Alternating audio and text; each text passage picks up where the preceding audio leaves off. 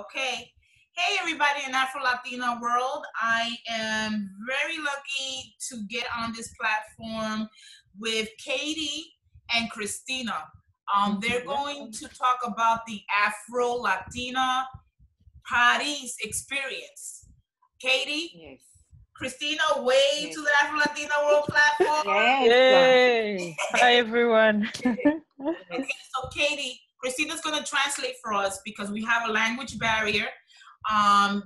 Katie speaks French, and Christina's able to speak English and French, so she's able to translate. Christina, can you ask Katie where is she originally from? Ok. Où est-ce que tu viens à l'origine? Oui, moi je viens de la Côte d'Ivoire, Afrique de l'Ouest. Yeah. So she's from Ivory Coast, originally in West Africa. From West Africa, awesome.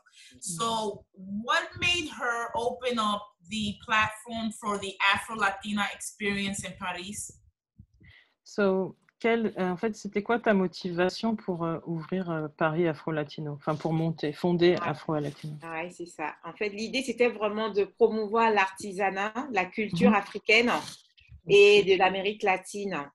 Donc, ça va être tout ce qui est communautaire, tout ce qui est fait à la main, que ce soit des vêtements, des accessoires, de la décoration. L'idée, c'est de promouvoir la culture créative des Africains et puis des Latino-Américains, montrer ça aux Parisiens, en fait. Okay. J'ai entendu que tu étais sur ton phone, là. Yes. Okay, so basically, she created it initially to share and showcase the culture, the African and Latino American culture and the craftsmanship to the Parisian audience, and work or being she works how do you say, mostly with designers, craftsman people doing clothing, accessories, home decoration, and also working in community. The most important piece is nothing is come from factory, everything is handmade. Right, right. So how is Katie helping her community in Paris to unite the African experience there? Alors, comment est-ce que tu aides ta communauté à se rejoindre pour, comment dirais-je, à comprendre et à expérimenter l'expérience africaine? J'organise des événements de créateurs, j'organise des rencontres avec des artistes, des artisans, et je vends aussi, on va dire, je vends tout ce qui est création artisanale entre eux. Donc, du coup, ils peuvent acheter directement sans forcément aller en Afrique ou en Amérique latine, parce que je travaille avec la plupart, c'est des femmes qui essaient vraiment de valoriser ça. Quand ils vont dans leur pays respectif, ils ramènent des articles d'artisanat qu'ils essaient de vendre ici. Et moi, je vais vraiment dans la démarche commerce équitable. Donc, quand ils achètent là-bas, l'idée, c'est vraiment de permettre aux gens de là-bas de pouvoir vivre de leur travail. Parce que quand ils vendent là-bas, ils vendent à des prix juste pour pouvoir vivre. Maintenant, le fait que des gens qui sont en Occident achètent, elles essaient d'acheter vraiment au prix coûtant, le prix qui va permettre à toutes les personnes qui créent de pouvoir vivre de leur travail.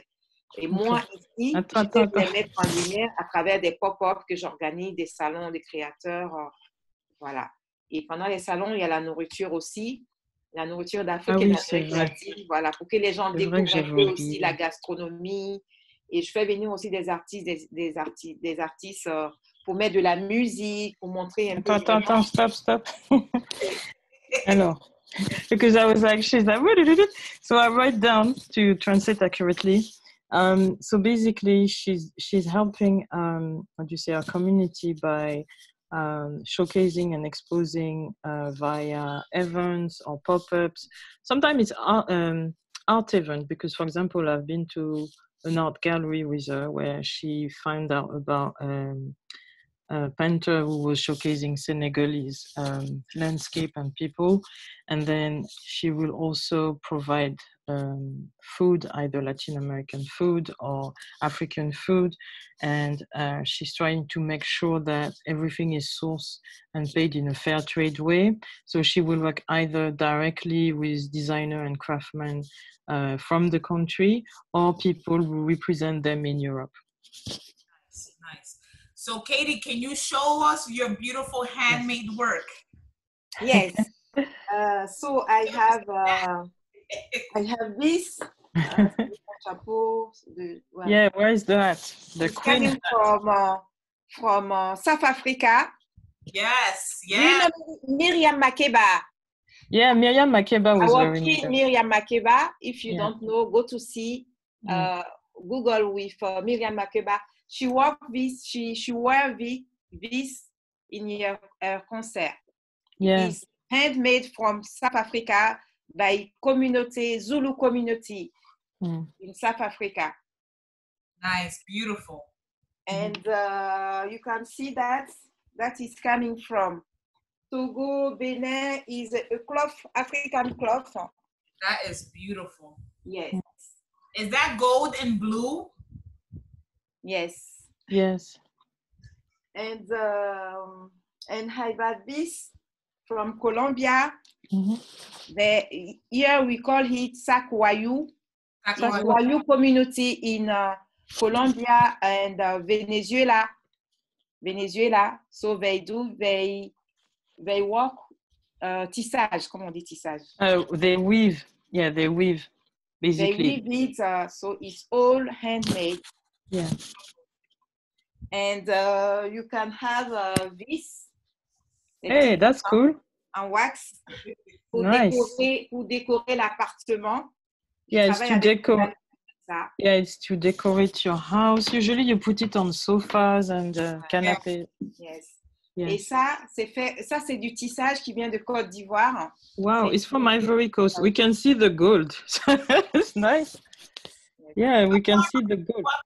What part of Africa is that text, that fabric, or the design? Woven, yeah, it's Ivory Coast. It's where she's from originally. Yeah. Yes. Okay. Ooh, wow. Magic. On va dire que c'est un vêtement. So that's what, like a dress? Il y a des vêtements aussi. Donc c'est vraiment, là c'est, je sais pas si. It's a shirt. Okay, it's a shirt or. Et for men or for women? Pour les hommes ou les femmes? De la décoration. Ça c'est femme. Okay, it was for women. So it was more like a cardigan. Okay. De la décoration. Ça c'est des petites poupées africaines. Yeah. So yeah, African dolls, yes. Beautifully dressed. Okay, but what part? She looks. Which part? Where Où ça? En fait, elle vient d'où? Ça, en fait, c'est fait par des femmes. On les trouve en Côte d'Ivoire, au Sénégal, so Sénégal, aussi, yes, au Ghana aussi, parce que la tenue traditionnelle, because the fabric is actually Ghanaian. It's Ankara, I think. Donc, c'est des petites poupées décoratives comme ça. Yeah, they're cute. Pour que les gens prennent pour mettre chez eux. Donc, c'est vraiment différents articles. Là, j'ai une lampe. She's got a lamp as well, yeah. Voilà, en wax, ça a été fait comme ça. Yeah, super colorful. Like the base of it?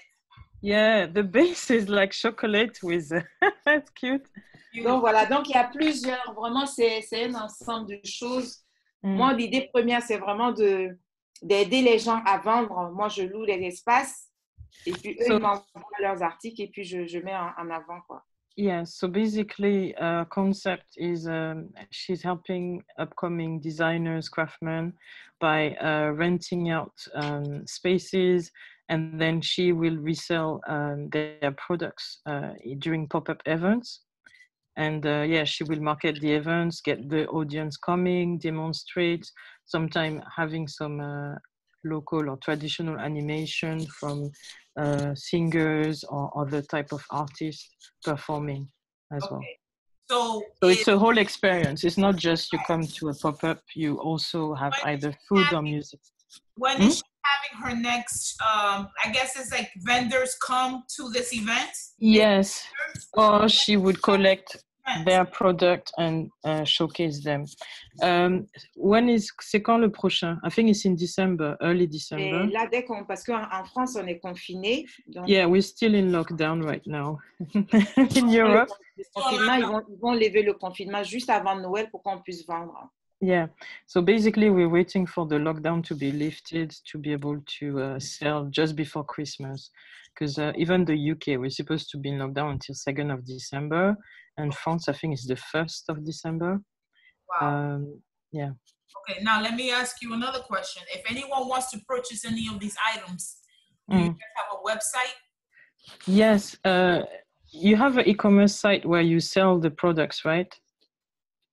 Mais on est en train de faire, mais c'est compliqué parce que vu que c'est compliqué à mettre en place, parce que comme moi je produis pas et que je travaille donc avec les créateurs, c'est des séries, c'est des petites séries. Yes, okay. Attends, laisse-moi. Voilà. So basically, la vente en ligne, c'est un peu compliqué. I know that she has a website and there's an e-commerce facility. I think it's a marketplace. The only problem is because she's working with, let's say, craftsmen and designers, we have limited quantity. So it's not like we can sell 100 items of something. So I think she's working on it to improve it, but she might have 3 or 5 of each product. C'est ça, t'en as 3 ou 4 ou 5, mais t'as pas forcément 100 de chaque. Voilà, c'est par exemple, les coussins que j'ai montrés, tu vois, je vais trouver 2, 3 dans la même couleur. Donc, du coup, quand on est sur un site de vente en ligne, c'est compliqué. C'est compliqué parce que 1, 2, 3, il n'y en a plus. Il faut que les filles les commandent. Donc, vraiment, nous, ce qu'on met en avant, c'est vraiment l'expérience en boutique. Yes. So on her side, she's tend to privilege pop-up. So it's true if you can travel and visit. On the website, the problem you will have is everything will be sold out rapidly. So you will find maybe 2 or 3, how do you say, I forgot the name, items that you like, but then the color maybe won't be available the day after because, there's a demand for it and there's few quantities. Mais après, but she's working on... She's working on it now. She's working on it, yeah. Say that someone likes one of the items she just showed today. Is there a way we could get in contact with her on Facebook? What is Facebook in case anyone's interested in jumping and purchasing one of her items? Alors, si quelqu'un veut acheter tes produits, est-ce qu'elle peut mettre tes coordonnées sur Facebook pour qu'il te contacte? Yes, yes, you can.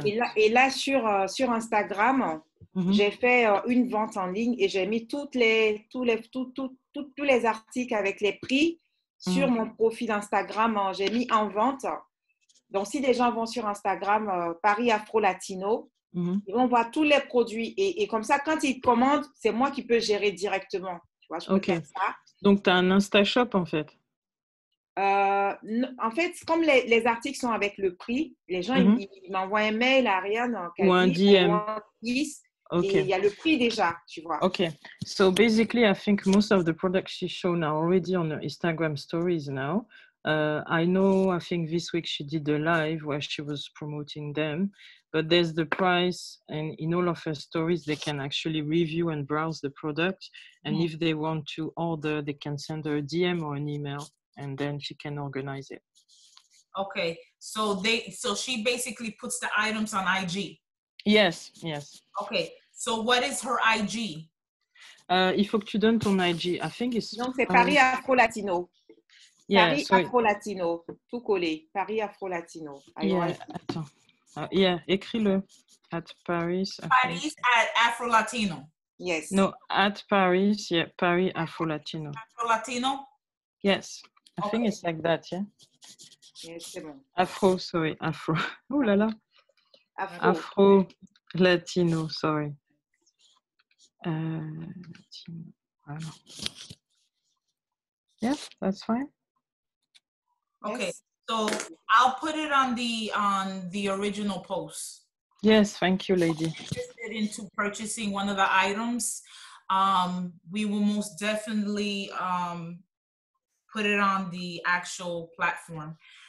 The other thing, I had another question. Typically, how many times a year does Katie do these platforms? Alors, combien de fois par an tu fais les pop-up? Ben, on fait les pop-up, on va dire 4 fois par an. Donc, on fait normalement, on fait à Noël. Mm. Après, on fait au printemps, quand c'est pour Mhm. les fêtes des mères et tout. Yeah. Et après, on fait quand l'été arrive et on fait à la rentrée. Donc, normalement, maintenant, avec le Covid, Yes. c'est très compliqué. Et en fait, ce que je voulais dire à Sarah, moi, mon idée, c'était vraiment de venir aux États-Unis pour faire des pop-up aux États-Unis, faire Ok. des événements afro-latinos aux États-Unis. Je sais qu'il y a des gens qui m'ont demandé à Boston, parce Mhm. il y a une dame qui est passée, elle est malgache, elle est passée à la boutique et elle est à Boston et elle voulait qu'on fasse un truc à Brooklyn. Mais bon, après, il y a eu le Covid et tout. Donc, vraiment, Yeah. moi, l'idée, c'est de pouvoir voyager avec Paris Afro-Latino partout dans le monde. Okay. So just to recap, usually, let's say before COVID world, she used to do it 4 times a year. So like Christmas, spring with Mother Day, summer, and then back to school in September. And also she had in her mind to develop it because I remember when I met her, she told me, oh, I'd like to develop it in London. And she also had a customer who came from Madagascar who told her, you should come to Brooklyn to do it. I think for her right now, it would be a case of maybe developing the connection or maybe find out who's doing similar things in the US and maybe come over next year. I guess Brooklyn, because Boston is different, I think. And yeah, try out maybe Brooklyn and Miami, tap in where the Afro Latino community is, the cities, and I guess join maybe an African fashion market or something like that. Yes. And yeah, so to find out the contact to either rent out a space and be part of this. Because I think I know Afro-American for them is February is the Black History Month, right? Right. Yes. So for example, this would be the time to come because there would be lots of people doing this type of market. Right, right. But obviously with COVID, we don't know. C'est de But, voyager yeah. parce qu'on a une demande, par exemple, au Québec, Yeah.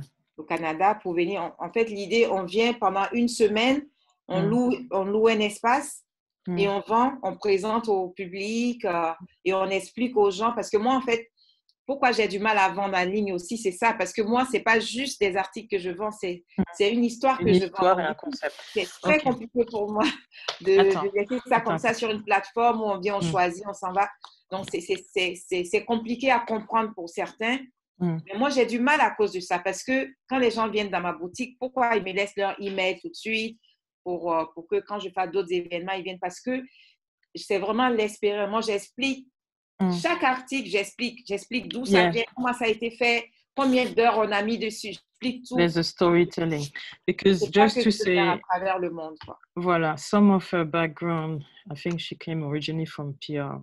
That's why she's very adamant and passionate about storytelling. So that's why she said for her, e-commerce is kind of killing the experience of talking through the story of the craftsman or the designer, the way the product took time to be made, etc. She loved the connection. And it's true, when I went to visit a pop-up, what happened is people tend to leave either their business card or their detail because they want to find out more and they want to come back because they like the fact that you are storytelling on the product and the origin, who made it, how long it take, what kind of fabric or natural resources have been used. And even me, because when I went, she originally surprised me with I think chocolate with ginger. And I was like, what? Does this exist? And she said, yeah, I think it was from Ghana or Ivory Coast. And she's like, yeah, I know the guy who did it. And I said, maybe next time you should invite him to do chocolate making demonstration, because this type of experience you won't have on the website, you won't have on a, let's say, supermarket or a big chain. It's kind of on a one-on-one where you are storytelling the product, and then for the customer it's an experience in itself, because it's either you buy fair trade, but it's a more conscious purchase, let's say. Right. It's a history behind what you're doing. Yes. Perfect. Katie, can you ask Katie what if anyone wants to get in contact or wants to jump into this platform here in the States, what is her contact information? Voilà.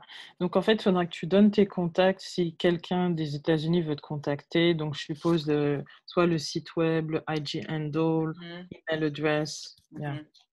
Donc, en fait, moi, ce que j'aimerais, si elle veut nous donner un coup de pouce, nous, c'est vraiment de trouver des personnes pour pouvoir venir faire des pop-up aux États-Unis, de pouvoir venir faire des pop-up directement là-bas. C'était vraiment en créant Paris Afro Latino. L'idée, c'est vraiment de ça, de pouvoir voyager avec le concept store. Parce que dans le concept store, il y a un peu de tout. Prendre ça comme ça et puis voyager. C'est vraiment ça l'idée. Après, si les gens viennent sur le site qui veulent acheter des choses, ils m'envoient un message et je mets de côté, j'emballe, je fais les envois et tout. Mais là, tu as parlé dans InstaShop, on est en train de voir. Peut-être que finalement, je suis obligée de faire ça. Oui, fais-le. Do it. C'est à mettre en place que faire directement sur le site, quoi. Parce que sur Instagram, quand même, j'explique, il y a l'histoire, il y a des choses. Sur le site, c'est vraiment du mal. Voilà. Donc, l'idée, c'est vraiment à travers la communauté qu'elle a là-bas. S'il y a des gens qui sont partants, pour qu'on puisse organiser, peut-être il y a des gens dans l'événementiel là-bas, je ne sais pas, trouver un endroit, une boutique, un espace où vraiment on peut venir pendant un week-end, pendant une semaine, avec les 1 week is better. Faire le show, la nourriture, tout ensemble, quoi. Tu vois, okay. So basically, she said primarily she was looking for contact in order to be able to either rent a space, be part of a shop, and set up like a weekend, or I think 1 week is better, to replicate the experience in the US, in specific location where the community would be. Because ideally she can also transpose some of her product and do an Insta shop, but it's not the same.